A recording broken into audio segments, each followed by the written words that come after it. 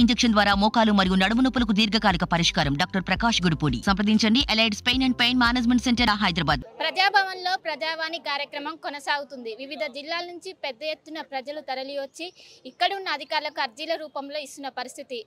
ప్రజా వినతులపై నోడల్ ఆఫీసర్గా ఉన్న దివ్య ఈ అర్జీలను స్వీకరిస్తుంది.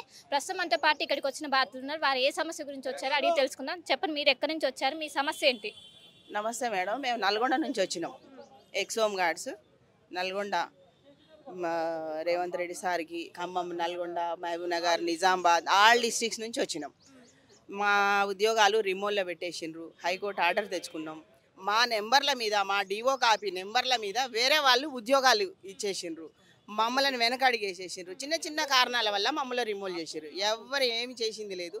మా ఆబ్సెంట్లో మాకు చిన్న చిన్న ఒక్కరోజు డ్యూటీకి రాకపోతే వెంటనే రిమూవ్లో పెట్టడం, వేరే మా నెంబర్లు వేరే వాళ్ళకి ఇచ్చేయడం జరిగింది.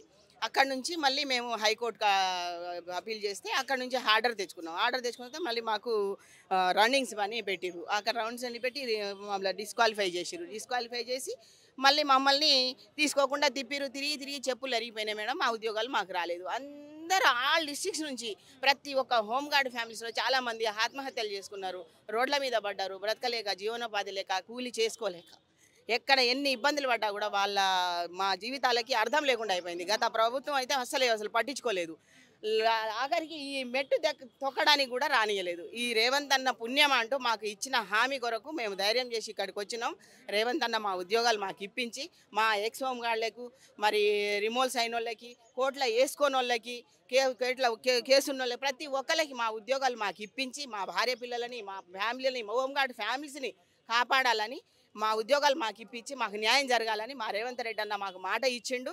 ఆ మాట ప్రకారం మేము ఇక్కడికి వచ్చినాం. మాకు న్యాయం చేయాలని మేము మా బాధ కోరుకుంటున్నాం. మొత్తం ఎంతమంది ఉన్నారు? రిమూవ్ చేసి ఎన్ని రోజులు అవుతుంది? 10-15 సంవత్సరాల నుంచి రిమూవ్ అయిన వాళ్ళు ఉన్నారు. ఇందులో మన ఉమ్మడి తెలంగాణ మొత్తము ఒక 300-400 మెంబర్స్ ఉంటాం మేడం. కోర్టులో ఆశ్రయించిన వాళ్ళు, కోర్టు ఆర్డర్స్ ఉన్న వాళ్ళు, ఆర్డర్స్ ఉండి కూడా వాళ్ళు ఈవెంట్స్ పెట్టి ఫెయిల్ అయిన వాళ్ళు, కోర్టుకు వెళ్ళని వాళ్ళు అంతా కలిపి ఒక 400 మంది ఉంటారు. అప్పటి నుంచి మేము తెలంగాణ ప్రభుత్వము కేసీఆర్ సార్ ఉన్నప్పటి నుంచి ఆఫీసుల చుట్టూ తిరిగి చెప్పులు అరిగిపోయినాయి తప్ప మాకు ఎలాంటి న్యాయం జరగలేదు. ఇప్పుడు కూడా ఫ్యామిలీలు వాళ్ళ పిల్లల్ని చదువుకోలేక ఆర్థిక ఇబ్బందులతో ఆత్మహత్యలు చేసుకుంటున్నారు. మేము సార్ని కూడా ఆశ్రయించినాము, రేవంత్ సార్ని. మాకు తీసుకుంటామనేది ఒక ఆశ అనేది మాట ఇచ్చినారు. అందుకోసమే దీని ద్వారా ఇప్పుడు కాంగ్రెస్ ప్రభుత్వం వచ్చినాకనైనా మాకు మా బతుకులకు ఒక అర్థం అనేది ఇస్తారని మేము ఆశిస్తున్నాము. ఇప్పటికైనా మా సమస్య అనేది తీసుకొని త్వరగా మాకు న్యాయం చేస్తారని ఆశిస్తున్నాము. జై. సో కాంగ్రెస్ ప్రభుత్వం అధికారంలోకి వచ్చినప్పటి నుంచి ఇక్కడ ప్రజావాణి నిర్వహిస్తుంది. పెద్ద ఎత్తున వివిధ జిల్లాల నుంచి ప్రజలు వచ్చి ఇక్కడ తమ సమస్యలు చెప్తున్నారు. కానీ ఇక్కడున్న అధికారులు ఎవరైతే ఉంటారో మీ సమస్యను మీ మెసేజ్ రూపంలో పంపిస్తామని చెప్తున్నారు తప్ప ఇప్పటివరకు క్లియర్ అయిందన్న దాఖలాలు ఎక్కడ కూడా లేవు. సో మీరు వచ్చారు, మీరు చెప్పారు, మీ సమస్య క్లియర్ అవుతుందని అనుకుంటున్నారా? నా పేరు సత్యనారాయణ అండి. మేము సిటీ హోమ్ గార్డ్గా చేసినాము. మేము చిన్న కారణాలతో, అంటే మా తల్లిదండ్రుల అనారోగ్యం కానీ, లేకపోతే మా ఆరోగ్యాలు కానీ, లేకపోతే ఏదైనా చిన్న సమస్యలతోటి లాంగ్ ఆబ్సెంట్ వల్ల మమ్మల్ని అందరినీ పక్క పెట్టి తీసుకుంటా అని చెప్పేసి కాలయాపన చేసి మమ్మల్ని ఇంతవరకు తీసుకోలేదు. మేము దాదాపుగా ఒక 250 మంది ప్రజెంట్ ఉంటాము. ఒక 400 మంది రికార్డ్ అని అంటారు. కానీ అందరూ కొంతమంది సెటిల్ అయ్యి కాని వాళ్ళు కొంతమంది హోంగార్డ్ వ్యవస్థకు ఆశపడి జాబ్ చేస్తూనే వస్తుండ్రు. మేమందరం మొన్న రిక్రూట్మెంట్ పెడతా అని చెప్పిన ముఖ్యమంత్రి గారు, ఆ రిక్రూట్మెంట్లో మమ్మల్ని కూడా తీసుకుంటారని ఆశిస్తున్నాము. అయితే మేము ఒక 250 మంది వరకే ఉంటాము, ఎక్కువ ఏం లేము. మా అందరి జీవితాలు బాగుపడాలంటే మరి రేవంత్ రెడ్డి సార్ మాకు మాట ఇచ్చారు కాబట్టి హోంగార్డులను తీసుకుంటామని చెప్పేసి ఆ ఉద్దేశంతో మేము అందరం ఇక్కడికి వచ్చినాము. ఈ ప్రజావాణిల మెసేజ్లు ఇచ్చిన వాళ్ళకైతే మెసేజ్లు వస్తున్నాయి, రావట్లేవని ఏం లేదు. మా వాళ్ళు కూడా మాకంటే ముందు కొంతమంది వెళ్ళినారు, వాళ్ళందరికీ మెసేజ్లు వచ్చినాయి. మేము కూడా అందుకే ప్రగతి భవన్ మన ప్రజా దర్బార్కి వచ్చేసి మా అప్లికేషన్ కూడా ఇచ్చినాము. ఇవన్నీ హోమ్ సెక్రటరీ వాళ్ళకు ఆల్రెడీ వాళ్ళు ఫార్వర్డ్ చేస్తున్నారు. అప్లికేషన్ ఫామ్ మీద కూడా రాశారు. మా నెంబర్స్కు మెసేజ్ వస్తుందని చెప్పారు. మాకంటే ముందు పోయిన వాళ్ళకు మెసేజ్లు వచ్చినాయి కాబట్టి మాకు కూడా ఆశ అనేది ఉన్నది. జాబులు వస్తాయనే కోరుకుంటున్నాం, జాబులు వస్తాయనే ఆశిస్తున్నాము. ఒక 15 సంవత్సరాల నుంచి మేము ప్రతిరోజు 15 సంవత్సరాల నుంచి ప్రతిరోజు అందరు తెలంగాణ మినిస్టర్ని దాదాపు అందరినీ కలిసినాం. ఉప ముఖ్యమంత్రి కానీ హోమ్ మినిస్టర్ కానీ, 2 హోమ్ మినిస్టర్ని కూడా కలిసినాము. వాళ్ళు ఎవరు మాకు న్యాయం చేయలేదు. ఈ ప్రజా దర్బార్కు వచ్చినప్పుడు ఎప్పుడు వచ్చినా కానీ మమ్మల్ని ఆ గేట్ కాంచి వెళ్ళిపోయినాం, లేకపోతే అరెస్టు చేయడం జరిగింది. మేము ఈ ముఖ్యమంత్రి కలవడం కానీ, కవిత వారు కలవడం కానీ, మన హరీష్ రావుకు చాలాసార్లు సమస్యలు వినతి పత్రాల రూపంలో ఇచ్చినాము, హోమ్ మినిస్టర్కి ఇచ్చినాము, అందరికి ఇచ్చినాము. ఆ కేటీఆర్ కానీ కేసీఆర్ కానీ కలవలేదు. వాళ్ళిద్దరికీ ఇవ్వలేకపోయినా కానీ ప్రతి మినిస్టర్కి ఇచ్చినాము. మాకైతే ఇంతవరకు న్యాయం జరగలేదు. గత ప్రభుత్వం హయాంలో చాలా మంది హోంగార్డ్స్ మరణించారు, ఆత్మహత్యలు చేసుకున్నారు. సో అప్పుడు ఆ ప్రభుత్వం నిర్లక్ష్యం వహించింది, వీళ్ళని సరిగా చూసుకోలేదన్న ఆరోపణలు కూడా ఉన్నాయి. సో ఇప్పుడు ఈ కాంగ్రెస్ ప్రభుత్వం మిమ్మల్ని సరిగా చూసుకుంటుందా, ఏమనుకుంటున్నారు? గతంలో కూడా రాజశేఖర రెడ్డి గారు ముఖ్యమంత్రి ఉన్న కూడా ఈ ప్రభుత్వం మమ్మల్ని బాగానే చూసుకునింది మేడం. కాంగ్రెస్ ప్రభుత్వమే చూసుకునింది. ఈ కొత్తగా ఏర్పడిన ప్రభుత్వం టీఆర్ఎస్ పేరు పెట్టుకుని ఈయన కేసీఆర్ గారు మమ్మల్ని మంచిగా చూస్తానని మమ్మల్ని అంతా పిలిపించి ఇదే తెలంగాణ భవన్లోనే మమ్మల్ని ఒక మీటింగ్ ఏర్పాటు చేసి మమ్మల్ని బాగా చూసుకుంటాను అన్నీ చెప్పి మమ్మల్ని ఓట్ బ్యాంకింగ్ చేయించుకొని ఓట్లు వేయించుకొని మమ్మల్ని న్యాయం చేస్తామని చెప్పి అన్యాయం చేసినాడు, అన్యాయ పాలు చేసినాడు. మా మిత్రులందరూ కూడా ఎంతో మేము ఆశ పెట్టుకుని ఉన్నాం. ఈ ఆశనంతా కూడా నిరాశ చేశాడు.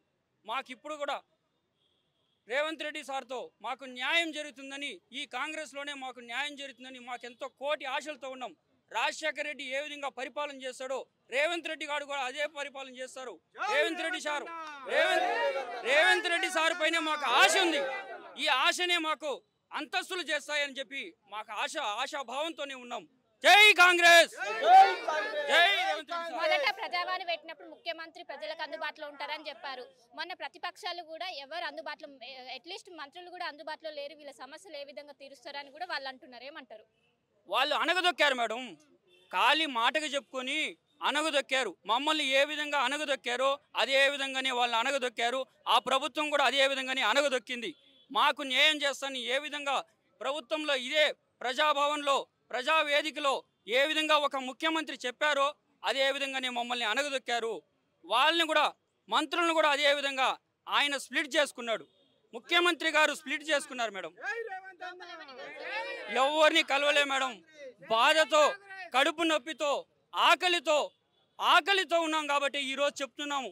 ఈ ఆకలి పోరాటాన్ని ముఖ్యమంత్రి గారికే చెప్పుకోవాలి కదా మేడం. మా బాధని ఆయనే మా హోంశాఖ, ఆయనే ముఖ్యమంత్రి కాబట్టి మమ్మల్ని కనికరించి మా బాధని ఆ ముఖ్యమంత్రి గారు పట్టించుకోవాలి.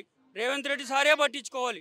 మాకు మొన్న కూడా సభలో 1500 మందిని 15 రోజుల్లో నియమిస్తామని చెప్పారు.